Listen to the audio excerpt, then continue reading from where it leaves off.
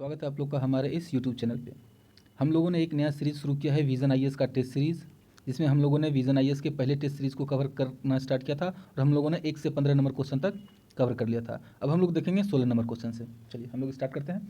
16 number question क्या कहता है, which of the following two directive principles of state policy have been given precedence over fundamental rights under article 14 and article 19। इसके कहने का मतलब है अनुच्छेद 14 और अनुच्छेद 19 के ऊपर किस दो directive principle of state policy को प्रेसिडेंस दिया हुआ है। प्रेसिडेंस देने का मतलब है कि अगर उन दोनों डीपीएसपी को इम्प्लीमेंट करने के लिए अनुच्छेद 14 और अनुच्छेद 19 का वायोलेशन भी करना पड़े तो वह कानून अनकॉन्स्टिट्यूशनल नहीं माना जाएगा। ठीक है, तो चलिए हम लोग इसका आंसर है आर्टिकल 39B एंड 39C। अब देखिए क्या हुआ था, आर्टिकल 39B और 39C कहता क्या है, सबसे पहले थोड़ा सा ये देख लेंगे। आर्टिकल 39B जो है ये कहता है equitable distribution of material resource. जो भी हमारे देश में मटेरियल रिसोर्स उपलब्ध हैं उसका बराबर समान रूप में इक्विटेबल डिस्ट्रीब्यूशन, जायज वितरण इसको बोल सकते हैं कि सही ढंग से उसको क्या लोगों में बांटना की, ताकि वो क्या हो आने वाले समय में कहीं ना कहीं बेनिफिशियल रहे। ठीक है, और 39C क्या कहता है, 39C कहता है prevention of concentration of wealth, यानी क्या किसी एक जगह पे धन का कंसंट्रेशन नहीं होना चाहिए। ये क्या है, मूविंग होना चाहिए, फ्लो होते रहना चाहिए, इसका एक जगह कंसंट्रेट होकर नहीं रहना चाहिए। ठीक है, देखिए स्टार्टिंग में हुआ क्या था कि गोलकनाथ केस 1967, गोलकनाथ केस 1967, इस टाइम सुप्रीम कोर्ट ने बोल दिया था कि आप क्या डीपीएसपी को इफेक्टिव बनाने के लिए फंडामेंटल राइट को अमेंड नहीं कर सकते हैं। गोलकनाथ केस 1967 में सुप्रीम कोर्ट ने क्या कहा था कि पार्लियामेंट कैन नॉट अमेंड क्या फंडामेंटल राइट को अमेंड नहीं कर सकते हैं, किसके लिए, डीपीएसपी को इफेक्टिव बनाने के लिए। लेकिन बाद में क्या हुआ, पार्लियामेंट ने 25वां संविधान संशोधन अधिनियम लाया और उसके तहत वो ये बोला कि 39B और 39C को इम्प्लीमेंट करने के लिए आर्टिकल 14 और 19 का क्या वायोलेशन किया जा सकता है। इसके बाद बहुत सारे केसेस हुए थे, बहुत सारे जजमेंट आए थे, हम लोग को उतना देखने की जरूरत नहीं है क्योंकि ये टेस्ट सीरीज है, तो हम लोग उसी के अकॉर्डिंग देखते चलेंगे। ठीक है, चलिए 17 नंबर क्वेश्चन कहता है with reference to the directive principle provided under part 4 of the Indian constitution consider the following statement. अब स्टेटमेंट क्या क्या है ये देखिए, 4 स्टेटमेंट यहाँ पे दिया हुआ है। एक में है प्रोमोटिंग कॉटेज इंडस्ट्री, एक में है public assistance in case of old age, sickness, disablement, तीसरा कह रहा है promoting the educational and economic interest of SC/ST, और चौथा क्या कह रहा है promoting the voluntary formation of cooperative society. अब हमसे पूछ रहा है कि ऊपर जो भी मेंशन है उसमें गांधीयन आइडियोलॉजी के कौन है। तो एक चीज़ हमेशा ध्यान रखिएगा कि ओरिजिनल कॉन्स्टिट्यूशन में डीपीएसपी का कोई भी वर्गीकरण नहीं किया गया है। कहने का मतलब है डीपीएसपी को normally directive principle of state policy के नाम पर लिख करके और सारे आर्टिकल दे दिए गए हैं।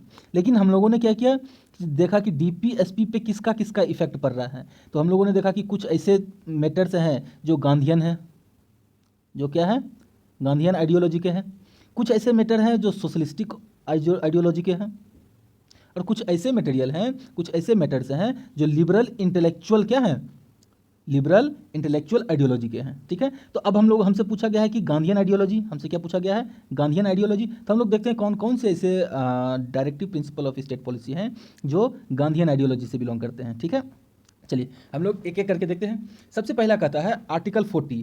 आर्टिकल 40 में क्या कहता है कि विलेज पंचायत को इस्टेब्लिश करना। ये क्या है, गांधीयन आइडियोलॉजी से रिलेटेड है। ये किससे रिलेटेड है, गांधीयन आइडियोलॉजी से। आर्टिकल 40 के बाद है 43 में क्या कहता है कॉटेज इंडस्ट्री को बढ़ावा देना। क्या कहता है, कॉटेज इंडस्ट्री को बढ़ावा देना। ठीक है, तो अब ये भी चूंकि गांधीयन प्रिंसिपल है आर्टिकल 43, जिसमें कहा जा रहा है कि to promote cottage industry on an individual और cooperation basis in rural area. देखिए गांधी जी जो थे ना वो रूरल एरिया पे ज़्यादा फोकस कर रहे थे। कहाँ पे, क्योंकि गांधी जी का ही कहना था कि भारत जो है गाँव में बसता है, गाँव का देश है। ठीक है ना, वो रूरल एरिया पे ज़्यादा फोकस कर रहे थे। कॉटेज इंडस्ट्री वो कहाँ लगाना चाहते थे, रूरल एरिया में, और यही आर्टिकल 43 के डीपीएसपी में भी मैंशनड है। अब देखिए एक ऑप्शन हम लोग का क्या है, प्रोमोटिंग कॉटेज इंडस्ट्री, क्या ये गांधीयन आइडियोलॉजी पर बेस है, हाँ है, यानी हम लोग का पहला आंसर होगा। हम लोग का क्या होगा, पहला आंसर, यानी 2 नंबर तो छट गया। अब और आगे देखते हैं, एक हो गया गांधीयन का 40, फिर हो गया 43। अब देखते हैं आगे, अगला है 43B।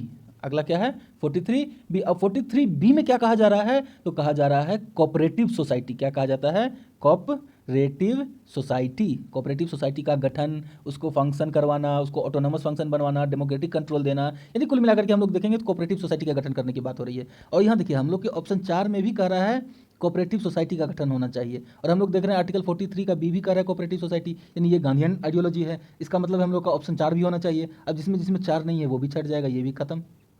अब यही 2 ऑप्शन बचा है, ठीक है। और हम लोग आगे बढ़ते हैं, आर्टिकल 43 के बाद आ जाएंगे आर्टिकल 46। कहाँ जाएंगे? आर्टिकल 46। अब देखिए ये सारे डीपीएसपी हम लोग बात कर रहे हैं, एक लाइन से क्यों नहीं देख रहे हैं सर? एक लाइन से क्यों नहीं देख रहे हैं? क्योंकि हम लोग बात कर रहे हैं गांधीयन आइडियोलॉजी की। तो गांधीयन आइडियोलॉजी में जब आर्टिकल 46 देखेंगे तो आर्टिकल 46 में कहा जा रहा है एजुकेशनल और इकोनॉमिक इंटरेस्ट प्रमोट करना। किसका? एससी हो या एसटी हो या कोई भी अदर वीकर सेक्शन हो, इनके क्या एजुकेशनल और इकोनॉमिक इंटरेस्ट को क्या कर रहे हैं? प्रमोट कर रहे हैं। किस आर्टिकल में? आर्टिकल 46। तो आर्टिकल 46 भी गांधीयन आइडियोलॉजी से है। क्या है? गांधीयन आइडियोलॉजी से है। और यहाँ देखिए यहाँ पे कह रहा है कि एजुकेशनल और economic interest of SC and ST, ये किसका था? आर्टिकल 46। ये भी हमारा है। 3 नंबर भी ऑप्शन है हमारा। क्या है? अब देखिए 1 3 4, 1 3 4 कहाँ है? इसमें भी है 1 3 4, इसमें भी है 1 3 4। अब यहाँ देखिए ये एक एक्स्ट्रा है 2। अब देखते हैं 2 के बारे में क्या कह रहा है। 2 कह रहा है कि public assistance in case of old age, sickness, disablement and right to work. ये जो है हमारा सोशलिस्टिक आइडियोलॉजी है। क्या है? सोशलिस्टिक आइडियोलॉजी, ठीक है। तो हमसे पूछ कर रहा है गांधीयन आइडियोलॉजी। हमसे क्या पूछ रहा है? गांधीयन आइडियोलॉजी, यानी 2 नंबर ऑप्शन खत्म हो जाएगा, बचेगा क्या? 1 3 एंड 4। अब देखिए 1 2 और आर्टिकल ऐसे हैं जो गांधीयन आइडियोलॉजी पर बेस है। 1 2 आर्टिकल और ऐसे हैं जो क्या है? गांधीयन आइडियोलॉजी पर बेस है। हम लोगों ने कहाँ तक देखा है? 46 तक। 46 के बाद 47 और 48। 47 में कह रहा है क्या? अल्कोहल, ड्रग, ड्रिंक्स, ये सब जो भी हेल्थ के लिए इंजूरियस हैं, इंटॉक्सिकेटिंग, जिसको ड्रिंक्स बोलते हैं, इंटॉक्सिकेटिंग ड्रिंक्स, जहरीला पदार्थ, उसके कंजम्पशन पे रोक लगाना, ठीक है। और 48 में क्या कहता है? गाय या बछड़े, इस सब तरह के जो भी क्या मवेशी हैं, उनके स्लाफ्टर यानी उनकी हत्या को रोकना, कम करना, उसको खत्म करना, ठीक है। तो ये सारे किसके हैं? गांधीयन आइडियोलॉजी पर बेस्ड हैं। किस पे बेस्ड हैं? गांधीयन आइडियोलॉजी पर, ठीक है। और हम लोग जो ये देख रहे थे पब्लिक असिस्टेंस वाला, ये ओल्ड एज, सिकनेस, डिसेबलमेंट, ये आर्टिकल 41। और ये क्या है? सोशलिस्टिक डायरेक्टिव प्रिंसिपल, ठीक है, या सोशलिस्टिक आइडियोलॉजी, ठीक है। तो हम लोग गांधी जी के बारे में देख चुके थे। गांधी जी का कौन कौन सा था? 43 बी कोऑपरेटिव सोसाइटी जिसमें था, 46 जिसमें था educational and economic interest of SC ST, 46 के बाद 47 जिसमें क्या था? शराबबंदी, और 48 जिसमें गौ हत्याबंदी, ठीक है ना। तो ये सारे हम लोग ध्यान में रखेंगे। किस आइडियोलॉजी पे है? गांधीयन आइडियोलॉजी पर। और कॉन्स्टिट्यूशन में ऐसा कोई क्लासिफिकेशन नहीं है, ये हम लोगों ने बाहर से बना के रखा है बेस्ड ऑन आइडियोलॉजी, ठीक है। 17 के बाद देखते हैं 18 नंबर। 18 नंबर कहता है consider the following statement regarding the applicability of the fundamental right to arm force. अब कह रहा है आर्म फोर्स के बारे में जब हम लोग बात करेंगे तो उनको फंडामेंटल राइट दिया गया है, नहीं दिया गया है, उनकी एप्लीकेबिलिटी क्या है, इस बारे में बात करते हैं। तो चलिए ठीक है, बात करते हैं इस बारे में। ऑप्शन दिया हुआ है। पहला कह रहा है parliament can restrict, parliament restrict कर सकता है but can not abrogate the fundamental right of the member of the arm force. देखिए ये चीज़ हमेशा ध्यान में रखिएगा कि ये जो आर्म फोर्स होते हैं इनको कोई भी फंडामेंटल राइट गारंटेड नहीं होता है। ऐसा नहीं है कि इनको भी फंडामेंटल राइट दे दिया। अगर इनको फंडामेंटल राइट दे दिया गया तो क्या होगा? ये अपना आर्मी का डिसिप्लिन खत्म हो जाएगा। डिसिप्लिन कैसे खत्म हो जाएगा? तो ये लोग भी बोलेंगे कि हम क्या बना रहे हैं? एसोसिएशन बना रहे हैं, हम लोग क्या कर रहे हैं? धरना दे रहे हैं, हम लोग क्या कर रहे हैं? मीडिया में अपनी आवाज़ उठा रहे हैं। तो इस तरह के क्या फंडामेंटल राइट आर्म फोर्सेस के लिए नहीं दिए जाते हैं। तो ये चीज़ हमेशा ध्यान रखिएगा, पार्लियामेंट रिस्ट्रिक्ट तो कर ही सकती है, एब्रोगेट समाप्त भी कर सकती है क्या? फंडामेंटल राइट किसके रिगार्डिंग? आर्म फोर्सेज के रिगार्डिंग। तो हमारा ये पहला ऑप्शन क्या हो गया? गलत, क्योंकि रिस्ट्रिक्ट भी कर सकती है और एब्रोगेट भी कर सकती है, ठीक है। अब देखिए दूसरा ऑप्शन क्या कहता है? दूसरा ऑप्शन कहता है expression member of the arm force not just include soldiers but even civilians, जैसे कि मैकेनिक, कुक। ये बिल्कुल सही है। मैं जब भी मेंबर ऑफ आर्म फोर्स की बात करेंगे तो आर्म फोर्स के अंदर जो भी आएंगे, चाहे वो सिविलियन हो या सोल्जर हो या कॉम्बैट हो, सोल्जर को ही कॉम्बैट बोला जा सकता है, ठीक है। तो इन सब के सब को इंक्लूड करके ही आर्म फोर्स का नाम दिया जाता है, ठीक है। तो ये हमारा ऑप्शन बिल्कुल सही है, क्योंकि मेंबर ऑफ आर्म फोर्स का मतलब सिविलियन और सोल्जर दोनों आते हैं। तो हम लोग का पहला ऑप्शन क्या हो गया? गलत। दूसरा सही। तो केवल आंसर क्या होगा? 2 ओनली, केवल 2 ओनली, ठीक है।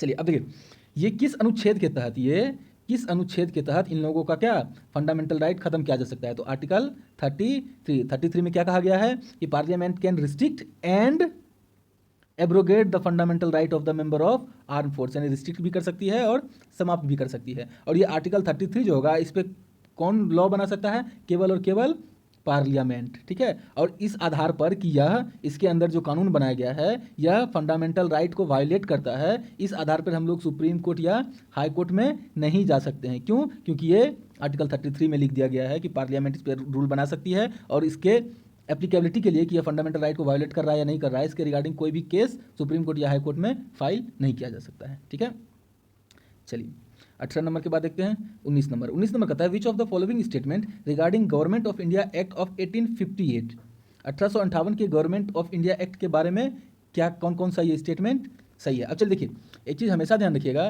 कि ये जो गवर्नमेंट ऑफ इंडिया एक्ट 1858 है, ये कब आया था? जस्ट आफ्टर रिवोल्ट ऑफ 1857, 1857 की जो क्रांति हुई थी उसके तुरंत बाद क्या एक गवर्नमेंट ऑफ इंडिया एक्ट 1858 ला दिया गया। अब इसमें किया क्या गया, इसमें क्या किया गया, तो इसमें जो हमारे गवर्नर जनरल ऑफ इंडिया थे उनको क्या बना दिया गया? Viceroy of India. क्या बना दिया गया? वाइसराय ऑफ इंडिया या वाइसराय जिसको बोल सकते हैं। और ये वाइसराय कौन होते थे? ब्रिटिश गवर्नमेंट के डायरेक्ट रिप्रेजेंटेटिव। क्या थे? Direct representative. किसके? ब्रिटिश गवर्नमेंट के। तो देखिए 2 नंबर ऑप्शन यही, 3 नंबर ऑप्शन यही कर रहा है। Viceroy was made the direct representative of the British crown in India. क्या ये स्टेटमेंट सही है? बिल्कुल सही है। ये जब आया था गवर्नमेंट ऑफ इंडिया एक्ट 1858, इससे पहले क्या होता था कि कोर्ट ऑफ डायरेक्टर्स और बोर्ड ऑफ कंट्रोल नाम के 2 ऑर्गेनाइजेशन बनाए गए थे, जो क्या करती थी ब्रिटिश में ब्रिटिश पार्लियामेंट को रिपोर्ट करती थी। क्या करती थी? रिपोर्ट करती थी कि इंडिया में क्या हो रहा है। अब चूंकि वाइसराय डायरेक्ट रिप्रेजेंटेटिव है तो इसकी कोई ज़रूरत थी नहीं, इसकी ज़रूरत नहीं थी, तो इसको क्या कर दिया गया?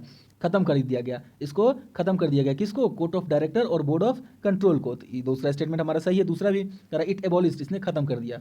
ठीक है, फिर देखिए इसने एक नया पोस्ट क्रिएट किया 1858 के GOI government of India act में क्या हुआ, एक नया पोस्ट क्रिएट किया गया जिसका नाम था office of secretary of state for India. ठीक है, तो ये 1858 के एक्ट के तहत ही इसको भी किया गया था। और ये जो हम लोग वाइसराय की बात कर रहे थे, गवर्नर जनरल ऑफ इंडिया से वाइसराय बनाया गया था। किसे बनाया गया था? लॉर्ड कैनिंग को। किसे बनाया गया था? लॉर्ड कैनिंग को। ठीक है, चलिए और भी इसके बारे में काफ़ी सारे डिटेल्स हैं जो हम लोग नॉर्मल जब पॉलिटी के क्लास चलेंगे उसमें कवर करेंगे। अभी चूंकि हम लोग टेस्ट देख रहे हैं तो टेस्ट के पॉइंट ऑफ व्यू से हम लोग देखते हुए आगे बढ़ेंगे। ठीक है, 19 के बाद है 20 नंबर।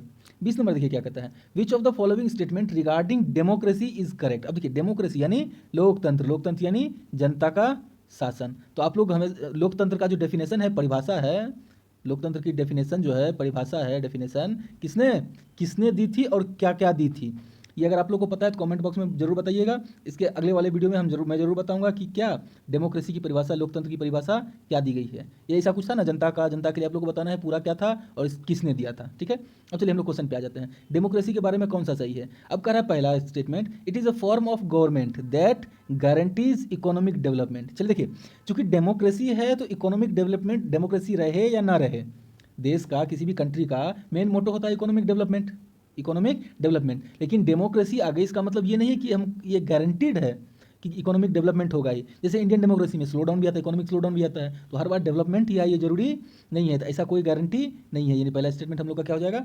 गलत हो जाएगा। ठीक है, अब देखिए दूसरा स्टेटमेंट कहता है it seeks to promote and accommodate social diversity. बिल्कुल, लोकतंत्र जब जनता का शासन है तो अलग अलग सामाजिक जो विविधता है इसको क्या करती है? वो प्रमोट करती है। इसको प्रमोट करती है कौन? डेमोक्रेसी, लोकतंत्र, जनता का शासन। तो पहला स्टेटमेंट गलत था, दूसरा क्या हो गया? सही हो गया। ठीक है, अब देखिए तीसरा स्टेटमेंट कर रहा है it aims to promote the dignity and freedom of its citizen. अब देखिए जब तक आपको फ्रीडम नहीं होगा, डिग्निटी आपके पास नहीं आएगी, फ्रीडम नहीं आएगी, तब तक लोकतंत्र नहीं आएगा। लोकतंत्र का मतलब होता है जनता का शासन। जब पीपुल, रूल ऑफ पीपुल, जब आदमी, जनता खुद से शासन कर रही है, खुद से शासन करने का मतलब है हम खुद अपना रिप्रेजेंटेटिव चुनेंगे और वो हम पर शासन करेगी। तो जब तक मेरे पास फ्रीडम नहीं होगा चुनने का, तब तक हम लोग चुन पाएंगे? बिल्कुल नहीं चुन पाएंगे। इसका मतलब हम लोग को क्या मिला हुआ है? Freedom, dignity. अगर हमारी डिग्निटी को ये गवर्नमेंट, मान लीजिए हमारी डिग्निटी पे चोट पहुंचाती है, तो क्या अगला टर्म में ये गवर्नमेंट आएगी? बिल्कुल नहीं आएगी। तो हम लोग की क्या होती है? Promote dignity and freedom of its citizen. ठीक है, अब देखिए पहला गलत हो गया था, दूसरा और तीसरा सही है। इस हिसाब से हम लोग का ऑप्शन क्या हो जाएगा? 2 और 3 आंसर। ठीक है, अब देखिए 20 के बाद हम लोग चलते हैं 21 नंबर पे। 21 नंबर क्या कर रहा है? Consider the following pairs regarding the committee of the constituent assembly. हमारा जो संविधान सभा कंस्टिट्यूएंट असेंबली बना था उसमें जो भी कमिटी बने थे उसके चेयरमैन कौन थे। अब देखिए जब भी आपको यूनियन लगा हुआ मिले तो हमेशा ध्यान में रखिएगा कि यूनियन कॉन्स्टिट्यूशन कमिटी हो या यूनियन पावर कमिटी हो, ये जो भी थे ये सब कौन हेड कर रहे थे? जवाहरलाल नेहरू। तो देखिए पहला स्टेटमेंट था यूनियन कॉन्स्टिट्यूशन कमिटी, इसके सामने भीमराव अंबेडकर दिया हुआ था, जबकि भीमराव अंबेडकर किसके चेयरमैन थे? ड्राफ्टिंग कमिटी के। तो पहला स्टेटमेंट, पहला जो है मिलान करने वाला वो गलत। पहला मैचिंग गलत। दूसरा है स्टीयरिंग कमेटी। स्टीयरिंग कमेटी के जो अध्यक्ष थे वो थे doctor Rajendra Prasad. Steering committee के अध्यक्ष कौन थे? डॉक्टर राजेंद्र प्रसाद। तो ये ऑप्शन चूंकि स्टीयरिंग कमेटी के सामने जवाहरलाल नेहरू दिया हुआ है तो ये भी गलत है। पहला भी गलत हो गया। पहला क्या था? यूनियन कॉन्स्टिट्यूशन कमेटी, गलत। दूसरा स्टीयरिंग कमेटी जवाहरलाल नेहरू, ये भी गलत। और तीसरा क्या है? Union power committee. Union power committee, अब यूनियन लगा हुआ है तो कौन होंगे? जवाहरलाल नेहरू। तो चूंकि इनके सामने राजेंद्र प्रसाद दिया हुआ तो ये भी गलत। तीनों गलत। तो हम लोग का पूछ रहा है कौन सा करेक्टली मैच है? कोई करेक्टली मैच है? नहीं है। ठीक है, तो हमेशा ध्यान में रखिएगा, यूनियन पावर कमेटी कौन? जवाहरलाल नेहरू। फिर यूनियन कॉन्स्टिट्यूशन कमेटी कौन? जवाहरलाल नेहरू। फिर आ जाएंगे प्रोविंशियल कॉन्स्टिट्यूशन कमेटी। अब देखिए प्रोविंस जब देश आज़ाद हुआ था तो हमारा देश बहुत सारे प्रोविंस में बटा हुआ था। सारे प्रोविंस को एक करने का काम कौन किए थे? सरदार पटेल। सरदार पटेल। ठीक है, तो प्रोविंशियल कॉन्स्टिट्यूशन कमेटी के चेयरमैन कौन थे? सरदार पटेल। फिर उसी तरह ड्राफ्टिंग कमेटी के कौन थे? B R Ambedkar. Drafting committee के चेयरमैन कौन थे? B R Ambedkar. और भी बहुत सारे थे, जैसे rules of procedure committee. Rules of procedure committee, इसके कौन थे चेयरमैन? डॉक्टर राजेंद्र प्रसाद। फिर उसी तरह स्टीयरिंग कमेटी जो हम लोग यहाँ देखें, स्टीयरिंग कमेटी के कौन थे? डॉक्टर राजेंद्र प्रसाद। ठीक है, चलिए यहाँ तक में किसी को दिक्कत है तो कमेंट बॉक्स में जरूर बताइएगा। अगला क्वेश्चन हम लोग देखते हैं। 22 नंबर क्वेश्चन देखते हैं।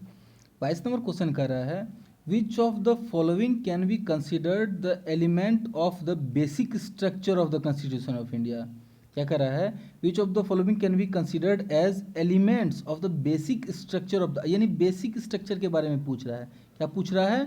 Basic structure. अब देखिए बेसिक स्ट्रक्चर का जो जन्मदाता है वो कौन है? Supreme court. सुप्रीम कोर्ट ने ही बेसिक स्ट्रक्चर की थ्योरी क्या की थी? प्रोपाउंड की थी। कब? तो एक केस था केशवानंद भारती केस 1973 में।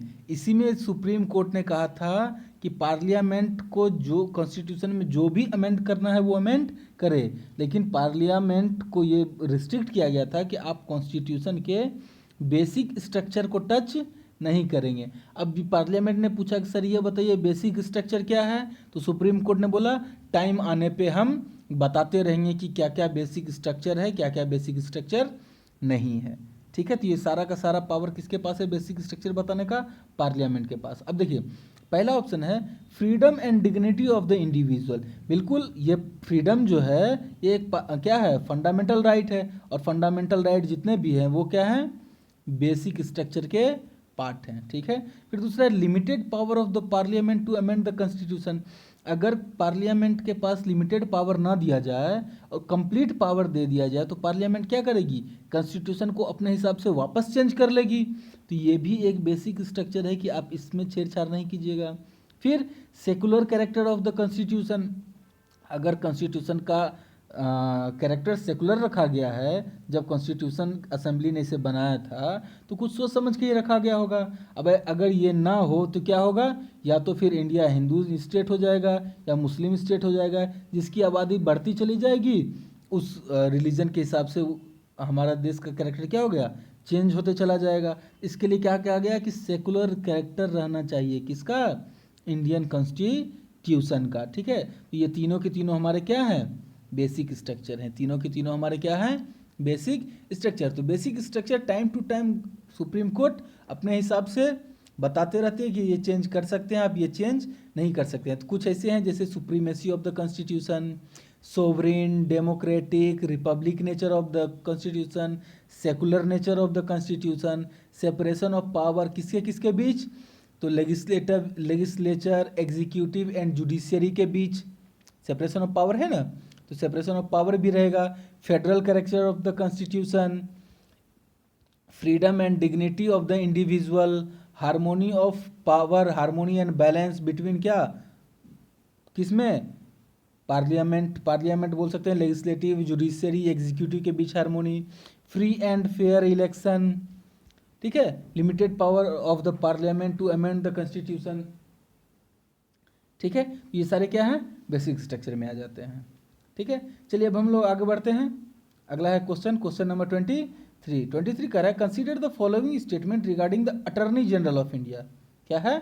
Attorney general of India. अब देखिए आर्टिकल 76 के अनुसार ये संविधान में अनुच्छेद 76 में ये कहा गया है कि भारत का एक अटॉर्नी जनरल होगा। भारत का एक अटॉर्नी जनरल होगा जो क्या होगा? हाईएस्ट लॉ ऑफिसर होगा। क्या होगा? Highest law officer in India, ठीक है ना। अब ये किसको रिप्रेजेंट करेगा, ये गवर्नमेंट ऑफ इंडिया को रिप्रेजेंट करेगा। यानी गवर्नमेंट ऑफ इंडिया को जब भी कोर्ट में रिप्रेजेंटेशन देना होगा या कहीं और भी, तो रिप्रेजेंट लीगली रूप से रिप्रेजेंट कौन करेगा, अटॉर्नी जनरल ऑफ इंडिया। तो पहला ऑप्शन कर रहा है article 76 of the Indian constitution provides for the office of the attorney general of India, बिल्कुल सही है। दूसरा है he is subordinate to and assist the solicitor general of India. अभी हम लोगों ने पढ़ा था कि ये हाईएस्ट लॉ ऑफिसर है, और ये जो सॉलिसिटर जनरल ऑफ इंडिया है ये भी एक लॉ ऑफिसर है।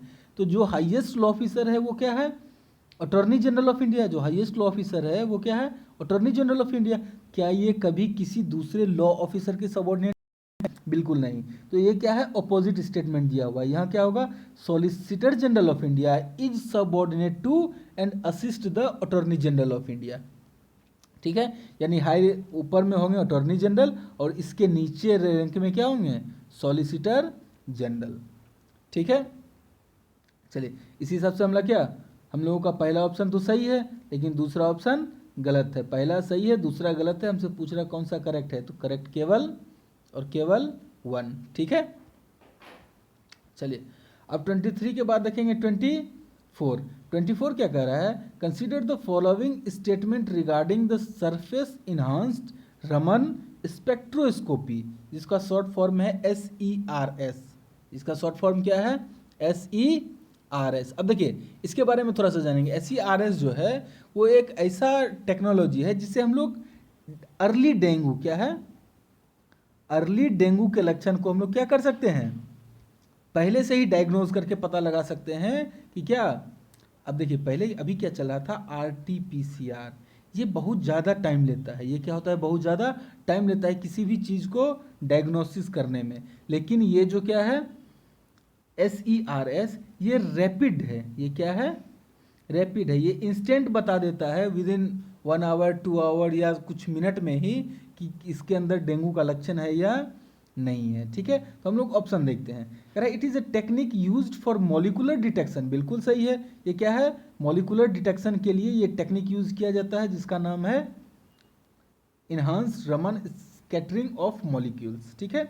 दूसरा है technique can be used in the rapid diagnosis of dengue, बिल्कुल सही है। तो पहला भी सही है, दूसरा भी सही है। तो हम लोग का क्या आंसर हो जाएगा, बोथ 1 and 2, ठीक है। ये था कितना, क्वेश्चन नंबर 24। अब आ जाते हैं 25 पे। 25 क्या कहता है, consider the following statement regarding the national commission for schedule cast. अब देखिए national commission for schedule cast, अब जब हम लोग इसकी बात करेंगे national commission for schedule cast, तो इसका क्या काम है, national commission for schedule caste का क्या काम है, ये कैसी बॉडी है। तो ये हमेशा ध्यान रखिएगा, national commission for schedule cast NCSC एक कॉन्स्टिट्यूशनल बॉडी है। NCSC क्या है, कॉन्स्टिट्यूशनल बॉडी है। किस अनुच्छेद के तहत इसका गठन हुआ है, किस अनुच्छेद में इसका क्या चर्चा है, आर्टिकल 338, ठीक है। National commission for schedule cast, national commission for schedule cast, ठीक है ना।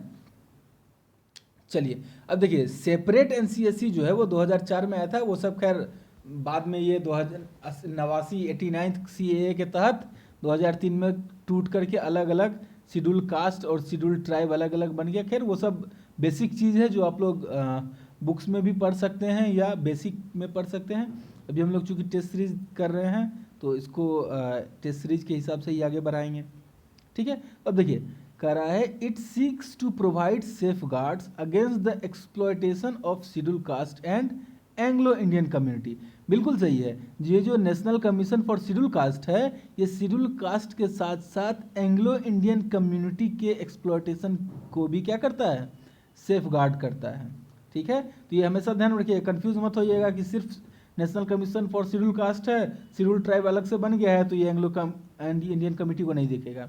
एंग्लो इंडियन कम्युनिटी को भी देखना किसका काम है, national commission for schedule caste का, ठीक है।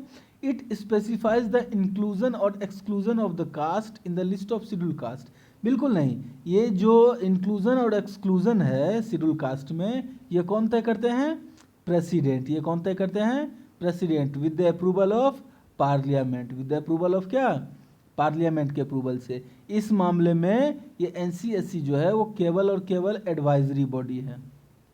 ये क्या है, एडवाइजरी बॉडी। और ये काम करते कौन है, प्रेसिडेंट, तो दूसरा ऑप्शन हम लोग का क्या हो गया, गलत हो गया। फिर कह रहा है एनसीएससी जो है प्रेसिडेंट को एनुअल रिपोर्ट सबमिट करता है किस चीज़ पर, on working on safe guards for schedule cast, यानी इन्होंने जो भी काम किया है शेड्यूल कास्ट के सेफ गार्ड के लिए उसका एनुअल रिपोर्ट प्रेसिडेंट को सबमिट करेंगे। बिल्कुल सही है, चाहे या जब भी ज़रूरत पड़े उस अकॉर्डिंग वो लोग सबमिट करेंगे, और एनुअल तो सबमिट करना ही है। ठीक है, तो 2 नंबर हम लोग का खत्म हो गया, बच्चा पहला और तीसरा। तो हम लोग का पहला और तीसरा कौन सा है, ऑप्शन नंबर सी। ठीक है।